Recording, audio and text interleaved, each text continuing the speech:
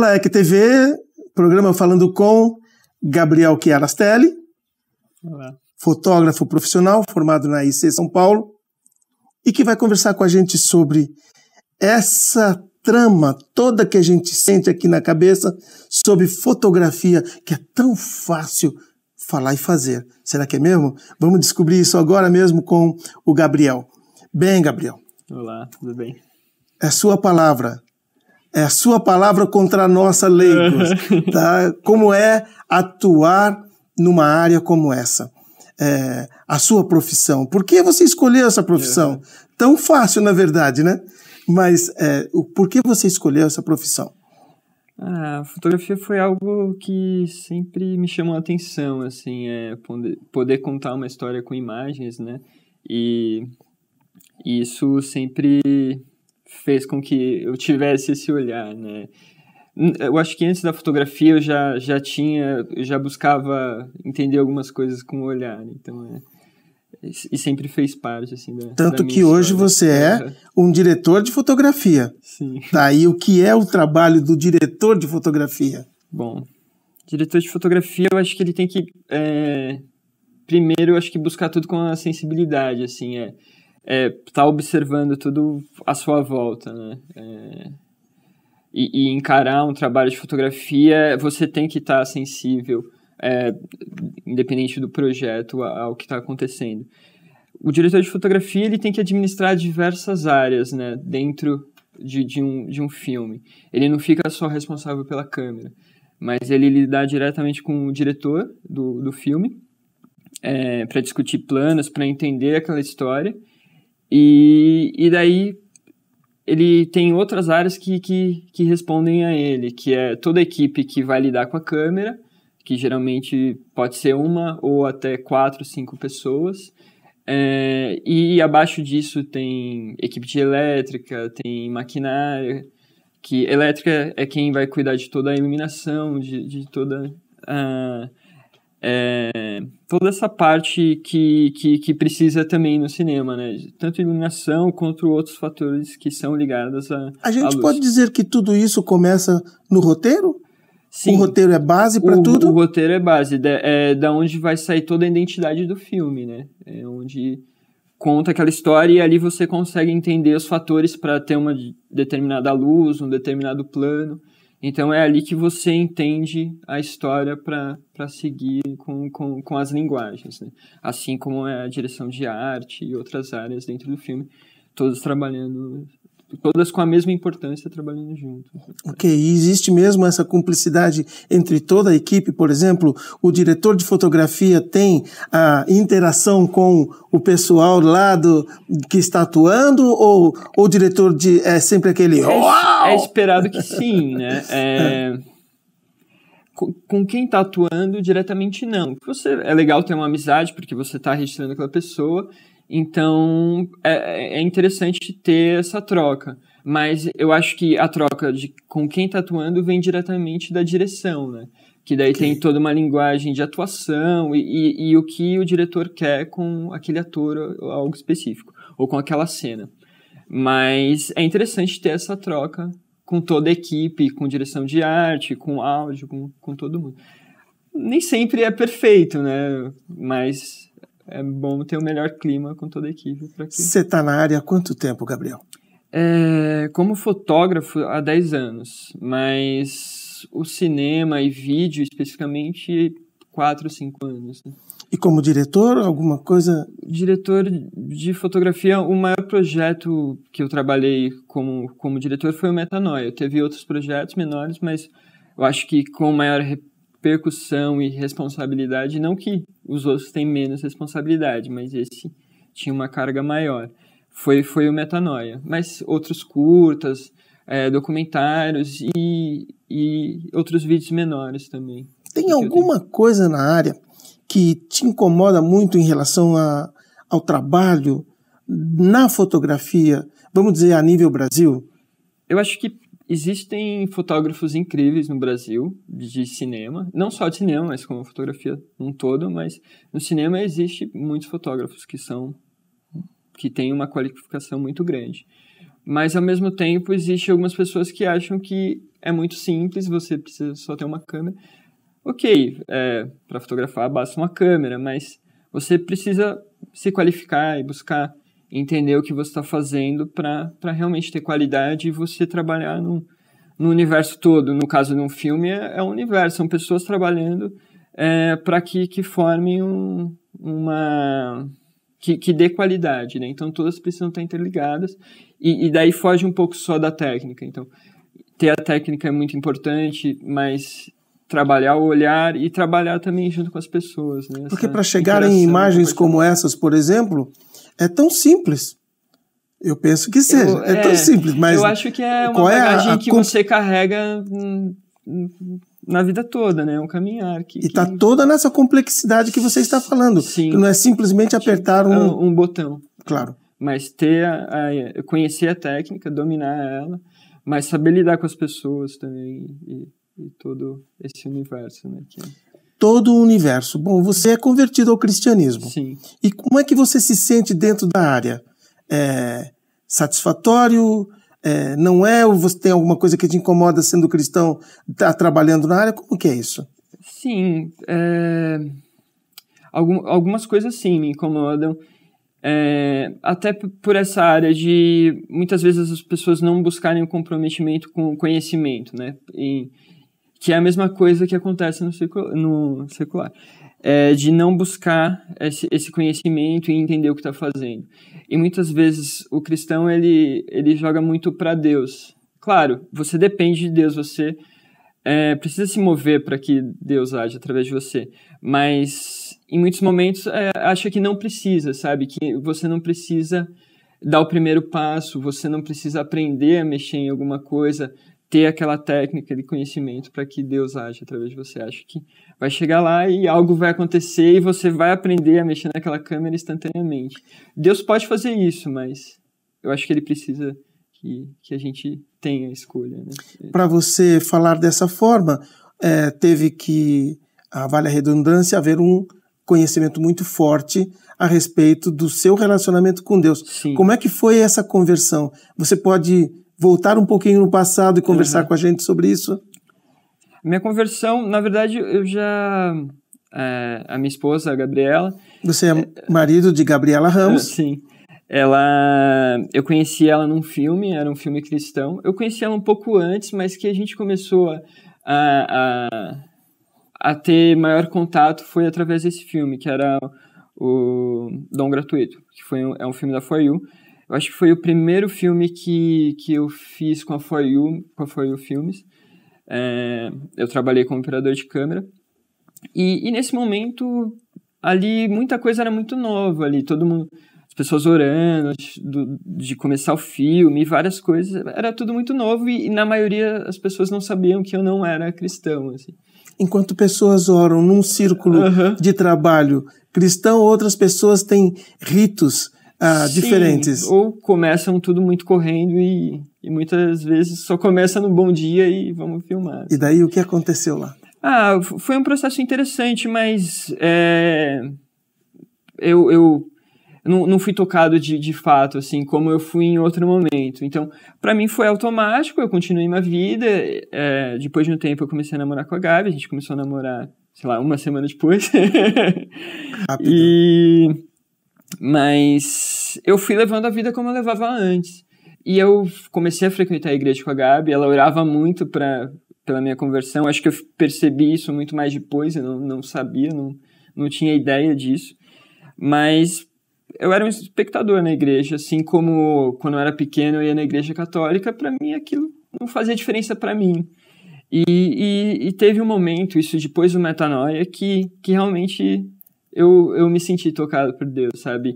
E... Como foi isso exatamente? Houve alguma coisa aí sobrenatural? O que aconteceu aí na realidade? Conta pra gente. Era uma viagem de trabalho, né? Eu e a Gabi, a gente estava passando talvez por um momento difícil, assim, no nosso relacionamento, porque eu não seguia os mesmos sonhos que ela, não caminhava na expectativa que ela tinha em relação a nossa vivência, a nossa amizade com Deus, né? Então, isso para ela era terrível. E daí teve um convite para uma viagem de trabalho, que era fora do Brasil, com 2 amigos. Na verdade, um amigo, o outro eu não conhecia. Ele me convidou para ir para esse trabalho, era uma publicidade, eu não vou entrar em detalhes da publicidade, mas ele me convidou para ir.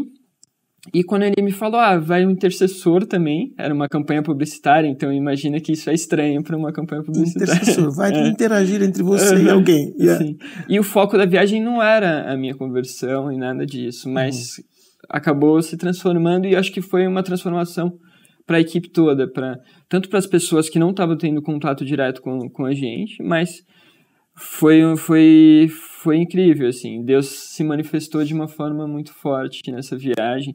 Antes, algumas coisas, alguns detalhes, ele já foi cuidando para essa transformação. E nessa viagem eu me converti. Eu fui batizado no Espírito Santo e fui batizado nas águas, isso dentro de um hotel, num quarto de hotel em Barcelona. Então, e deve ter sido lindo. Conta aí, como é que foi isso daí? Bom, a gente lá, durante a viagem, a gente tinha um trabalho específico, uma foto específica para fazer. Eu estava produzindo, né? Eu não era o fotógrafo. O Pedro Dias, que é um grande amigo, ele era o fotógrafo e eu estava como produtor. E muitas coisas começaram a acontecer, né, nos tirando no foco da foto, né? E até dessa vontade que eles tinham e dessa busca que eles estavam nessa viagem. Que eles sentiam que Deus ia fazer algo nessa viagem. E teve momentos que a gente não conseguia comer, a gente passou 5 dias em Barcelona e sem ter vontade de comer, sem ter vontade de fazer nada, e coisas da foto começaram a dar errado. E teve um momento da foto do trabalho, né, do trabalho lá, que eles começaram a buscar muito Deus e orar, e Deus começou a me tocar através, assim, dessa oração deles. Teve momentos muito específicos para mim, de coisas que eu já tinha vivido, e daí algumas pessoas lá oraram por mim, né? Esse intercessor, que era o Baet, orou por mim, e essa oração durou umas 4, 5 horas, e nesse momento, assim, que eu senti que Deus estava... 4 a 5 horas. Experiência que quase ninguém tem. E era uma foto, isso foi um dia antes da foto, né? Essa oração foi meio que de madrugada, e foi nesse momento que eu fui batizado, assim. Era 5 horas da manhã, a gente ainda estava nessa atmosfera, assim. Deus não em transe, mas numa realidade super natural. E foi incrível, sim. Mas vamos falar um pouquinho sobre os seus trabalhos. Sim. Ultimamente você tem feito alguns trabalhos missionários. Sim. Explica pra gente um pouquinho, por favor, com quem você tem trabalhado, dentro do Brasil, fora também. Sim. Eu tenho buscado alguns trabalhos que eu tenho entendido que têm sido presentes de Deus, assim mesmo. E eu tenho entendido que é algo que precisa ser feito. É aquilo que eu falei de se mover para que Deus age através de nós, né? E um deles é contar a história de missionários, né? Contar projetos missionários, missões, mostrar o que está sendo feito e o que Deus tem feito através dessas pessoas, né? Muito mais do que focar na pessoa específica, mas, de certa forma, ajudar os missionários também, porque não é uma tarefa fácil, então, de edificação, entre outras coisas. E inédita também. Sim. Não tenho ouvido falar de outra. Existem algumas, mas é algo que eu tenho sentido essa necessidade, assim, e Deus tem me mostrado muito que é necessário, e pessoas se aproximando para que isso aconteça. Uma delas foi uma viagem que eu fiz para Angola. É um projeto missionário que existe lá, que é através da CNC de teatro. Ele tem a Aldeia Nissi lá. É uma escola que cuida de 1.000 crianças. E é incrível, fica no centro da Angola, né? É um lugar que muitas pessoas não olham, isso na própria Angola. E é uma região muito carente. E foi um trabalho muito interessante. Ele ainda está em produção, ele não está pronto.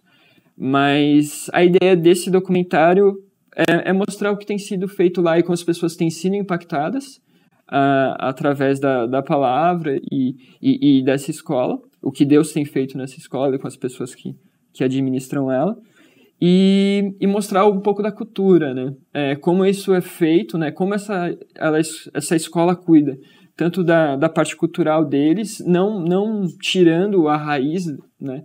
Então a ideia do documentário é mostrar uma comida específica, que é o fungi, que toda Angola conhece, isso da pessoa mais rica, mais pobre come.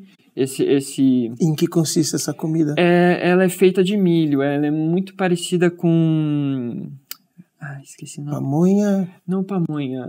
Cuscuz. Mas ele, para nós brasileiros, é um pouco sem gosto, né? Yeah. Porque ela é feita sem sal.